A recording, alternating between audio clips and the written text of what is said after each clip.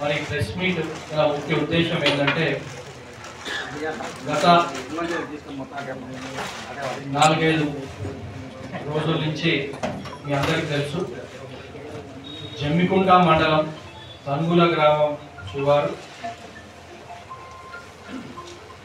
ఓదేలు మండలం గుంపుల check dam ఏదైతే కూలిందో దానికి సంబంధించి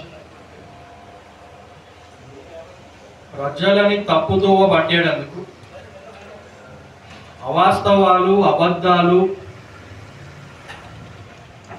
సోషల్ మీడియా మాధ్యమాన విపరీతంగా టిఆర్ఎస్ ఇక్కడున్న స్థానిక ఎమ్మెల్యే మరి నాయకులు విషపూరిత ప్రచారాలు చేస్తున్నారు కాబట్టి అసలు ఫస్ట్ క్లారిటీ ఇద్దాము, ఏం జరిగింది, అపోహలేంది, వాస్తవాలేంది, దానిపైన మీకు ఫ్యాక్ట్స్ చెప్దామని చెప్పి ఈరోజు ప్రెస్ మీట్ పెట్టారు.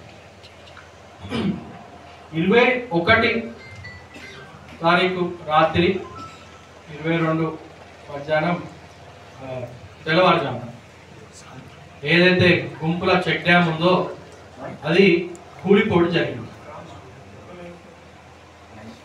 అయితే కూలిపోయిన గల కారణాలు ఏంటి అని దాన్ని తెలుసుకోవడానికి ఇరిగేషన్ అధికారులు, పోలీస్ డిపార్ట్మెంట్, కలెక్టరేట్ నుంచి కలెక్టరేట్ అధికారులు, ఇక్కడ రెవెన్యూ అధికారులు, బాంబ్ స్క్వాడ్, ఐబీ అనేక డిపార్ట్మెంట్లు వచ్చి క్షుణ్ణంగా అక్కడ ఏం జరిగింది, అక్కడ ఉన్న పరిసరాల మెటీరియల్స్ ఎవిడెన్స్లు కలెక్ట్ చేసుకోవడానికి వాళ్ళు వచ్చిండ్రు. తీసుకొని పోయిన జరిగిన 1 రోజు అనేది ఇదంతా నెక్స్ట్ డే 1-2 days కానీ ఇవన్నీ జరిగింది. పేల్చేసిండ్రు, దీన్ని బాంబులు పెట్టి పేల్చిండ్రు. ఇసుక మాఫియా దీన్ని పేల్చేసిన దుండగులు అందరూ దీన్ని దండుకుంటున్నారు. కాంగ్రెస్ పార్టీ వాళ్ళే పేల్చిండ్రు, కాంగ్రెస్ పార్టీ ఇసుక దందా చేస్తుందని చెప్పి దీన్ని పేల్చిండ్రు అని చెప్పి మరి మొన్న ఇక్కడ ఎమ్మెల్యే చెప్పిన అవాస్తవాలు, అతని జ్ఞానం లేకుండా మాట్లాడిండు, సబ్జెక్ట్ ఉండదు అతనికి. మరి హరీష్ రావు గారు వారితో పాటు జిల్లాలో ఉన్న ఎమ్మెల్యేలు, అధ్యక్షులు మరి వాళ్ళందరూ కూడా వాస్తవాలు తెలుసుకోకుండా ఇతను చెప్పగానే మరి వాళ్ళందరూ వచ్చిండ్రు. అక్కడ చూడంగానే వారు ఒక ఇరిగేషన్ మంత్రి హరీష్ రావు గారు, వారు ఇరిగేషన్ మంత్రి చేసిన రాష్ట్రాన్ని, అది కూలిందా లేకపోతే పేల్చిండ్రా అనేది వారికి చూడడానికి చెప్పగలుగుతారు.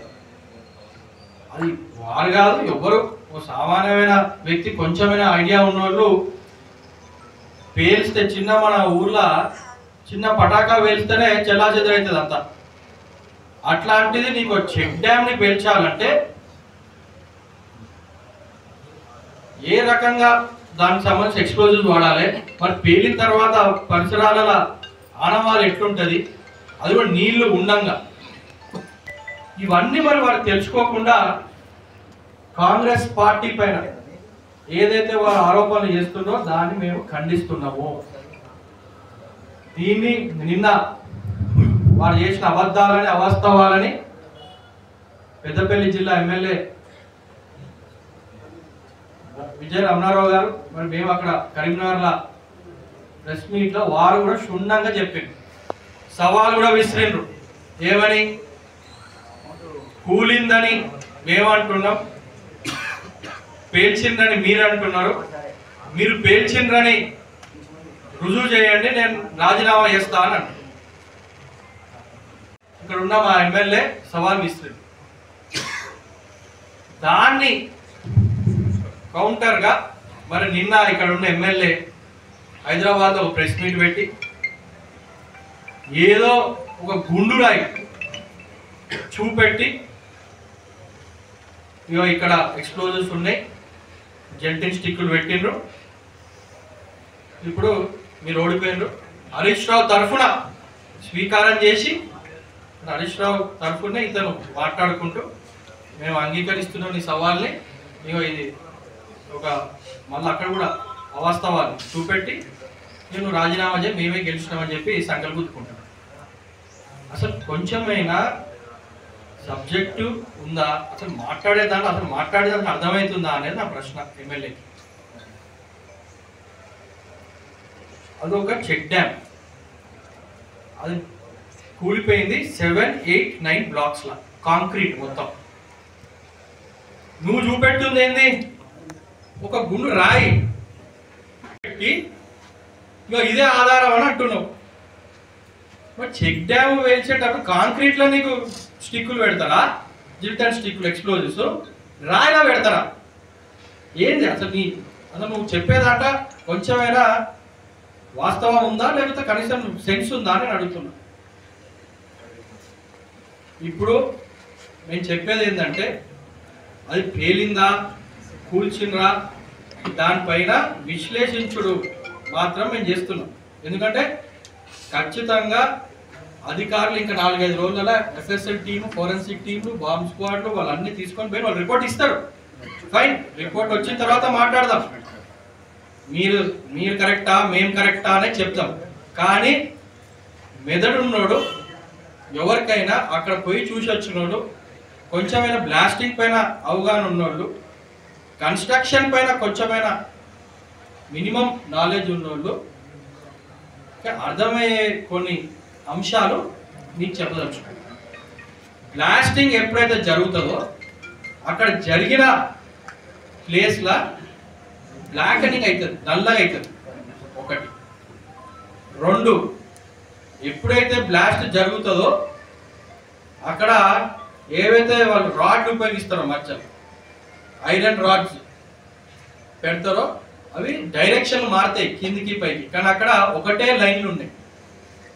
ఇంకా పేలినప్పుడు ఆ కాంక్రీట్ బ్లాక్స్ ఏవైతే ఉంటాయో ఒక వేవ్ ఫార్మేషన్, అంటే కిందికి పైకి, ఎందుకంటే పేలింది కాబట్టి డిస్ప్రపోర్షనేట్ ఉంటుంది కాబట్టి కిందికి పైకి ఉంటుంది. కానీ అక్కడ మీరు చూస్తే సమానంగా ఉంది, కూలినప్పుడు ఒక సమానంగా కూలిపోయినట్టు అక్కడ ఉంది. ఇది పేరితే అక్కడ ఉన్న ఆనవాళ్ళు, లేకపోతే అక్కడ టైమర్లో అక్కడ ఏదో ఈ వైర్లు ఒక్కొక్క కనెక్షన్లు పెట్టాలి. ఎందుకంటే నువ్వు పెంచాలంటే డ్రిల్ చేయాలి, అది కంప్రెసర్తో డ్రిల్ చేయాలి. అంత పెద్ద స్ట్రక్చర్ పెంచాలంటే మినిమం కామన్ సెన్స్ తెలుసుకో. ఎవరినైనా ఈ ఏజెన్సీలు ఉంటాయి, బ్లాస్టింగ్ ఏజెన్సీలు, వాళ్ళని అడిగితే చెప్తారు నీకు ఎట్లా బ్లాస్ట్ చేస్తారు అనేది. ఒక కంప్రెసర్తో డ్రిల్ చేస్తారు. ఆ కంప్రెసర్ ఆ జాగాకి పోవాలంటే నీకు దారి లేదు. ఫస్ట్ వీళ్ళే బైకుల పైన పోయినారు, చూసినాం కదా. ఇప్పుడు మేము బైక్ల పైన పోయినాం, నడుచుకుంటా పోయినాం కాంగ్రెస్ వాళ్ళు. సిపి కలెక్టర్ గారు కూడా నడుచుకుంటా బైక్ల దాకా అక్కడ దాకా పోయినరు. నువ్వు మీ నాయకులను తీసుకుపోయేటప్పుడు కూడా నువ్వు బైక్ల పైన పోయినావు. మరి ఒక కంప్రెసర్ అయినా ట్రాక్టర్ అయినా పోవాలి అక్కడ వరకు. ఎట్లా సాధ్యమవుతుంది? కౌశిక్ రెడ్డి గారు చెప్పండి మాకు. హరీష్ రావు గారు కూడా మీరు పేలింది అంటున్నారు కదా, ఎట్లా సాధ్యమవుతుందని నేను అడుగుతున్నాను. ఒక తర్వాత మరింత డీటెయిల్ కూడా ప్రజలకి, ఎస్పెషల్లీ రైతులకి పరిచేసే కార్యక్రమంలో మేము ఉంటాం. దాని లోపు ఆల్రెడీ ఇరిగేషన్ అధికారులకు మేము సూచించినాం.